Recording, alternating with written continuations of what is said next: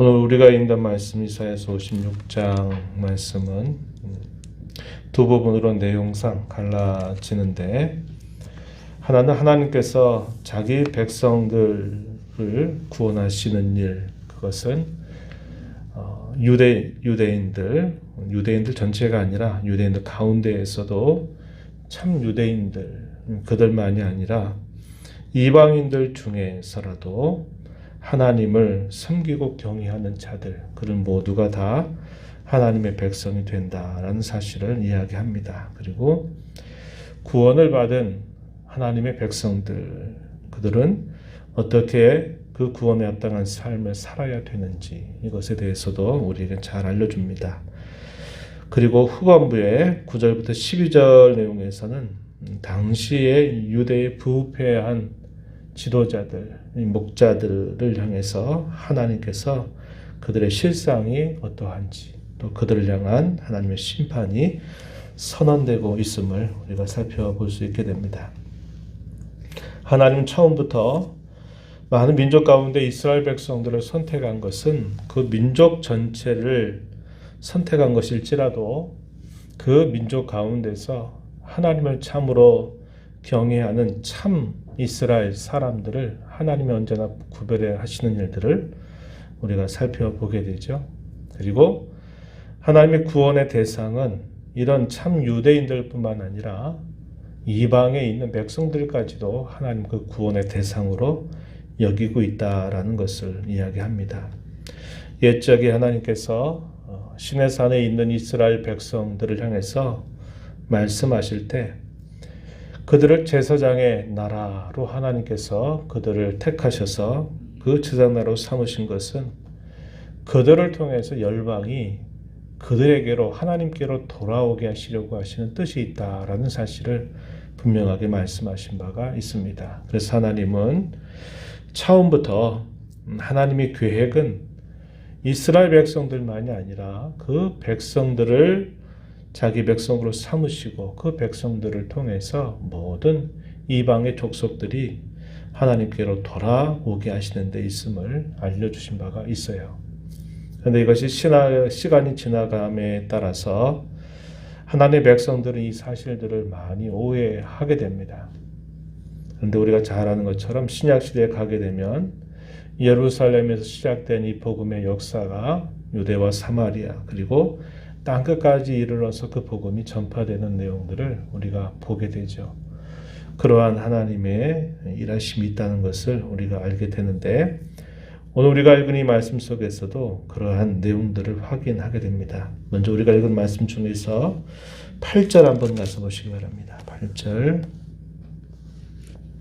가서 보면 이스라엘의 쫓겨난 자를 모으시는 주 여호와가 말하노니 내가 이미 모은 백성 외에 또 모아 그에게 속하게 하리라 하셨느니라.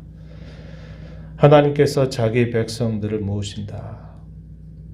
구약 성경 후반에 가게 되면 남은 자라고 하는 표현이 계속 등장합니다.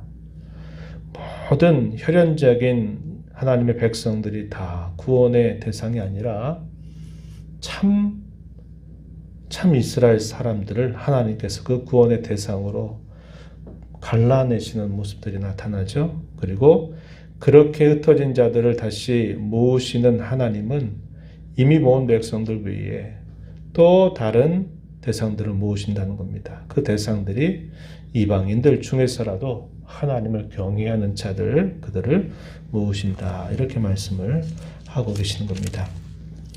앞부분으로 한번 가서 보시면은 이렇게 말합니다. 여호와께 구원을 받아서 연합된 성도 혹은 자기 백성에게 하나님 무엇을 요구하시는가? 1절 가서 보시면 이렇게 말합니다.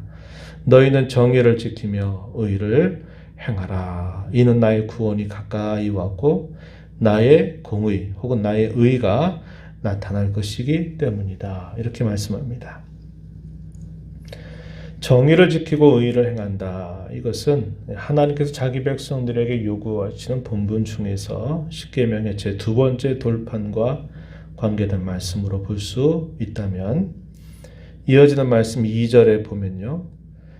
안식일을 지켜 더럽히지 아니하며 그의 손을 금하여 모든 악을 행하지 아니하여야 한다. 이렇게 말할 때에 이 안식일을 지키고 더럽히지 않는다. 이 말씀들은 십계명 가운데 첫 번째 돌판에 해당이 되는 말씀이다 볼 수 있습니다. 그래서 하나님께 구원을 받아서 연합이 된 성도 자기 백성들에게 하나님은 그분이 보여주신 뜻을 따라 살 것을 요구하고 계시다라는 사실을 우리에게 보여줍니다. 나의 구원이 가까이 왔다. 나의 의가 나타날 것이기 때문이다. 이렇게 말씀을 하셨습니다. 우리 이 말씀을 읽으면서 다시 오시게 될 주님을 우리는 생각할 수 있어야 합니다. 주께서 약속하셨던 그 재림에 관한 약속이 가까이 다가오고 있다는 것을 우리는 기억하면서 구원을 주신 그 하나님의 기대, 그분의 뜻, 그분의 요청이 무엇인가를 살펴서 하나님의 뜻을 따라 살아가는 일에 힘을 기울여야 됨을 배우게 됩니다. 2절 하반절에 보면 이와 같이 하는 사람, 이와 같이 굳게 잡는 사람은 복이 있다. 이렇게 말씀합니다. 이러한 자들이 참으로 복된 사람들이다 말씀하시죠. 그리고 또 이어지는 말씀에 보시면은 이렇게 이야기합니다. 이방인들 가운데서도 여호와께 연합한 이방인 이런 표현이 등장하죠. 3절 가서 보시면 여호와께 연합한 이방인이 연합했다 이 말은 그분께 자신을 굳게 묶은 사람들, 하나님께 붙여가는 이방인들 그 말을 뜻하는 표현입니다. 이방인들은 이러한 오해를 하지 말라는 겁니다. 여호와께서 나를 그의 백성 중에 반드시 갈라내시리라. 나는 하나님의 백성에 속하지 못할 것이다 라고 생각하지 말아라. 고자도 이렇게 생각하지 말아라 말씀합니다. 고자도 나는 마른 나무에 불과하다 라고 생각하지 말아라 이렇게 말씀하십니다. 그러면서 4절에 보면 나의 안식일을 지키며 내가 기뻐하는 일을 선택하며 나의 언약을 굳게 잡는 고자들에게는 5절에 내가 내 집에서 내 성 안에서 아들이나 딸보다 나은 기념물과 이름을 그들에게 줄 것이다. 영원한 이름을 주어서 끊어지지 아니하게 할 것이다. 이 말은 하나님께서 그들도 자기의 백성으로 삼으신다라는 사실을 표현하고 있는 말입니다. 이방인들도 마찬가지 6절 가서도 보면 6절 7절에 보면 여호와와 연합하여 그를 섬기며 여호와의 이름을 사랑하며 그의 종이 되며 안식일을 지켜 더럽히지 아니하며 나의 언약을 굳게 지키는 이방인마다 내가 곧 그들을 나의 성산으로 인도하여 기도하는 내 집에서 그들을 기쁘게 할 것이다. 그들의 번제와 희생을 나의 제단에서 기꺼이 받을 것이다 라고 이렇게 하나님이 약속하십니다. 이는 내 집은 만민이 기도하는 집이라 일컬음이 될 것이기 때문이다. 이렇게 말씀을 하시죠. 여호와의 성전을 두고서 만민이 기도하는 집 이렇게 표현을 했습니다. 이 표현은 예수님께서도 공생에 사시는 동안에 두 번에 걸쳐서 성전 청결 사건을 행하시면서 그 성전을 두고 내 집은 만민이 기도하는 집이라 하셨거늘 너희가 강도의 구렬로 만들었다 이렇게 책망하셨던 말씀을 우리가 떠올려 보게 됩니다. 여기 만민이라고 하는 말의 의미가 유대인들, 이스라엘 백성들만 아니라 이렇게 여호와 하나님과 연합된 이방인들 또 고자 이런 장애가 있는 사람들 그 누구를 막론하고 모두가 다 하나님 앞에 기도하는 집이 된다 이렇게 표현을 해주고 있다는 겁니다.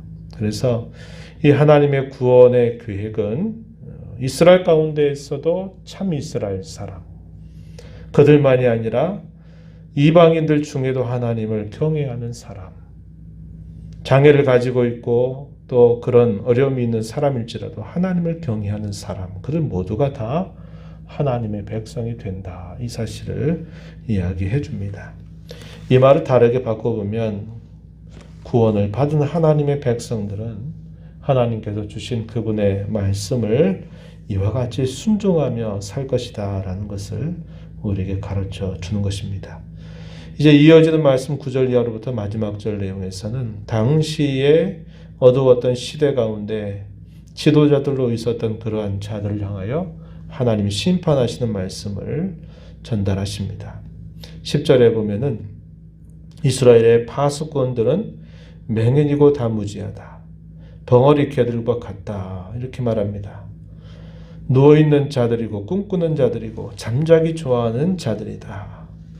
뿐만 아니라 탐욕에 심하여 족한 줄 알지 못하는 자들이다. 그리고 자기 이익만을 추구하는 자들이고 마지막 절에 보면 포도주를 가져오리라. 우리가 독주를 잔뜩 마시자. 내일도 오늘같이 크게 넘치리라 한다. 이 말은 쾌락주에 빠져서 방탕한 생활을 멈추지 않는 당시의 종교 지도자들에 대하여 하나님께서 그들을 심판하시는 말씀을 주고 있다 하는 겁니다.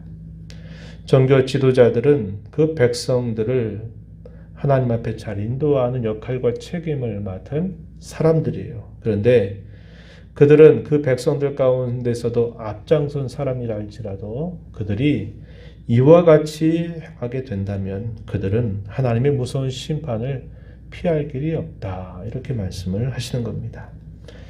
여호와께 연합된 이방인들, 고작 이들과 전혀 다른 위치, 전혀 다른 특권을 가지고 있는 그 백성들의 지도자일지라도 그렇게 하나님의 뜻과 상관없이 악한 일을 행하고 또 악한 데 마음을 두고 있는 그들은 결코 심판을 피할 수 없다. 이렇게 대조를 이루고 있는 것을 우리가 보게 됩니다.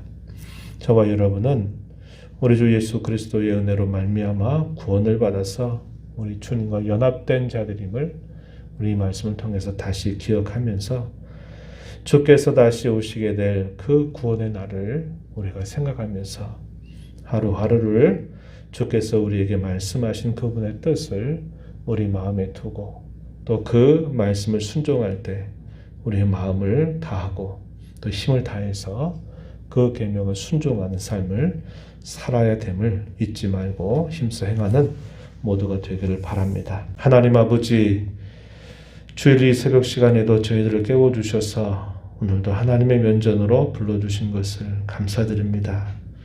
오늘도 말씀하시면서 저희 앞에 행하시는 하나님의 음성을 다시 한번 잘 듣게 하시고 깨닫는 저희가 되도록 인도하여 주시기를 바랍니다. 이름만 이스라엘 백성이요 하나님의 백성이라 하는 이름만 가지고 그저 그 정도면 됐다 생각하는 모습이 되지 않도록 인도하여 주시고 하나님과 참으로 연합된 그런 성도답게 살아가는 저희들이 되도록 인도하여 주시기를 바랍니다. 주님이 약속하신 재림의 약속이 더 가까이 저희에게 다가오고 있음을 기억하게 하여 주옵시고 구원의 은혜를 감사하면서 구원받은 자로 마땅히 살아야 할 삶을 늘 저희 마음에 깊이 생각하면서 기쁜 마음으로 순종하여 살아가도록 저희들을 인도하여 주옵소서. 은혜의 보호자 베나와스 아버지의 은혜를 구하는 모든 심령들을 주께서 용납하시고 간구의 귀를 기울여 주시고 응답해 주시기를 바라며 예수님 이름으로 기도하옵나이다. 아멘.